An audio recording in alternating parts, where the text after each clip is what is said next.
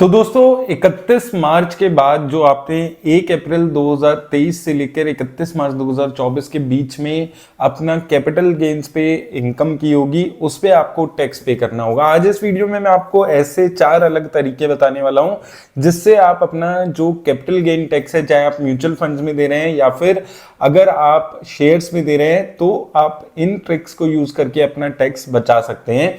सबसे इंपॉर्टेंट चीज यहां पर रहने वाली है कि ये जो अभी उपलब्ध हैं चीजें, हो सकता है बहुत लंबे टाइम तक ये चीजें अवेलेबल नहीं रहें, क्योंकि धीरे धीरे जो स्टॉक मार्केट है उस पर टैक्स इंक्रीज हो रहा है।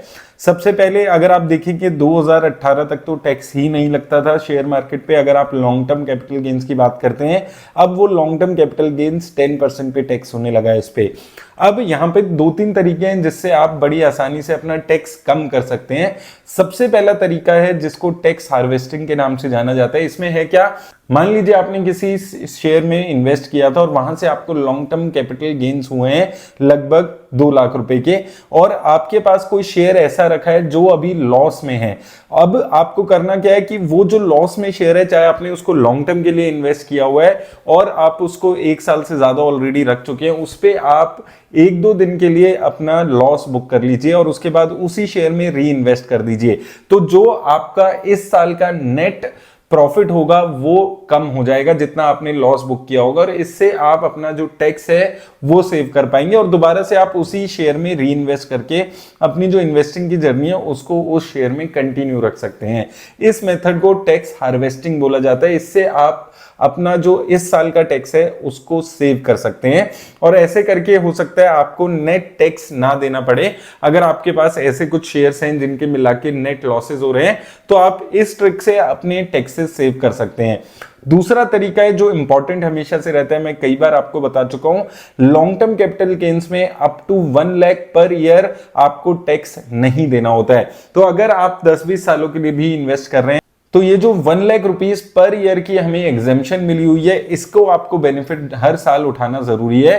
तो जितने आपके म्यूचुअल फंड्स हैं जहां पर आपको लॉन्ग टर्म कैपिटल गेन्स हो चुका है और टोटल 1 लाख रुपए तक का आपको लॉन्ग टर्म कैपिटल गेन्स अपना बुक करना जरूरी है। इसमें होगा क्या, वो जो आपने अपने रिडीम करेंगे आप म्यूचुअल फंड्स, उनको दोबारा से री इन्वेस्ट कर दीजिए, तो आपको नेट आपकी जो कंपाउंडिंग है उस पर इंपैक्ट नहीं आएगा, लॉन्ग टर्म इन्वेस्टमेंट पे इंपैक्ट नहीं आएगा। लेकिन ये जो 1 लाख रुपए का आप गेन्स पे बुक करेंगे, इस पे आपका टैक्स सेव हो जाएगा और लॉन्ग टर्म में आपको हर साल अगर आप ये करते रहेंगे तो आपको एक अच्छा खासा टैक्स सेव इससे हो जाएगा।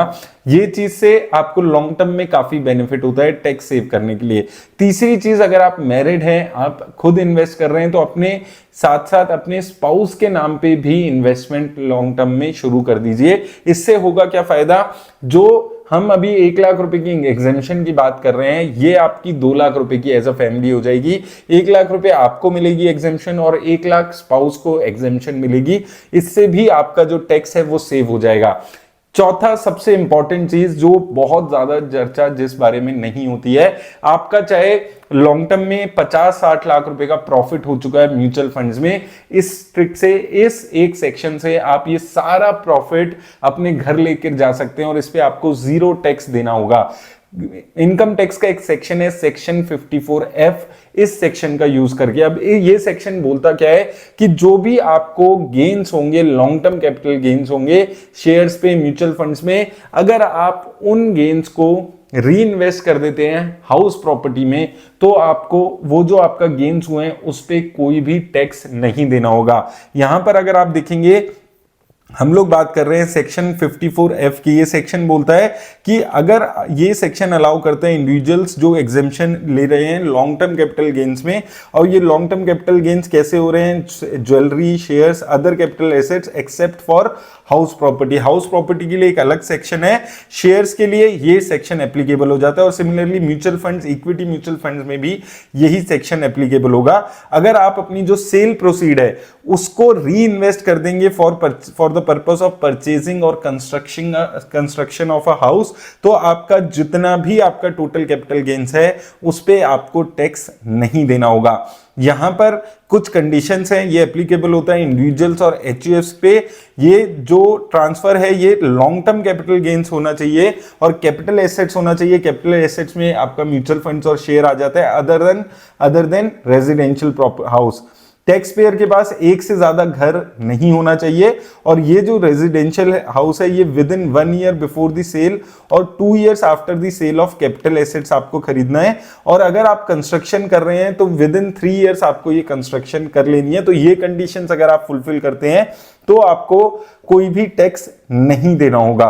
तो ये सेक्शन काफी अच्छा सेक्शन है। अब कितने दिनों तक और ये सेक्शन बचा रहेगा ये कहना बहुत मुश्किल है। जैसे जैसे धीरे धीरे इनकम टैक्स की जितनी भी अच्छी चीजें थी वो खत्म हो रही है, हो सकता है कुछ सालों बाद ये सेक्शन की लिमिट्स भी खत्म हो जाए। अभी इस सेक्शन की लिमिट्स घटाकर 10 करोड़ कर दी गई है, पहले अनलिमिटेड हुआ करती थी।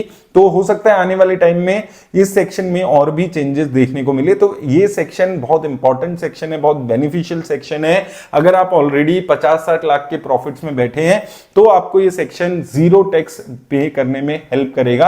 अब इसमें एक चीज आपको समझनी है कि जो आपकी टोटल प्रोसीड्स है वो आपको री इन्वेस्ट करनी होगी, सिर्फ गेन्स को री इन्वेस्ट नहीं करना है। बहुत सारे लोग इसमें कंफ्यूज होते हैं। तो मान लीजिए आपने टोटल 2 करोड़ रुपए के म्यूचुअल फंड्स अपने बेचे हैं, उस पे आपको 70-80 लाख रुपए का प्रॉफिट हुआ है। तो ये जो 2 करोड़ रुपए प्रोसीड्स आए हैं ये आपको पूरे री इन्वेस्ट करने होंगे हाउस प्रॉपर्टी में, तब आपको इसका बेनिफिट मिलेगा। लेकिन डेफिनेटली ये एक टैक्स प्लानिंग के साथ साथ फ्यूचर में जब हम प्लानिंग कराते हैं तो उसका भी ये पार्ट हो जाता है कि म्यूचुअल फंड्स को इस तरीके से आप एक्युमुलेट करें ताकि हाउस प्रॉपर्टी खरीदने में हेल्प हो जाए और जो म्यूचुअल फंड से टैक्स का गेन होगा उस पे भी आपको कोई टैक्स नहीं देना होगा। तो अगर आप ऑलरेडी इन गेन्स पे बैठे हैं और आप सोच रहे हैं कि ये जो मेरा अच्छा खासा प्रॉफिट हुआ है म्यूचुअल फंड से इसका मैं क्या करूं, तो एक अच्छी ऑप्शन है आपके पास कि आप इसको री इन्वेस्ट कर दीजिए हाउस प्रॉपर्टी में और टाइम भी आपको अच्छा खासा मिलता है। आने वाले 2 सालों में आपको री इन्वेस्ट करना है अगर आप परचेज कर रहे हैं और 3 साल मिलते हैं अगर आप कंस्ट्रक्ट हाउस करा रहे हैं।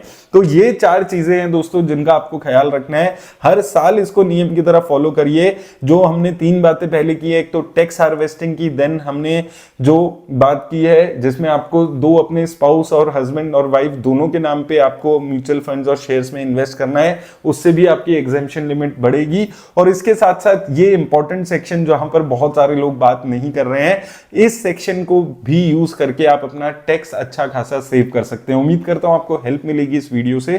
धन्यवाद।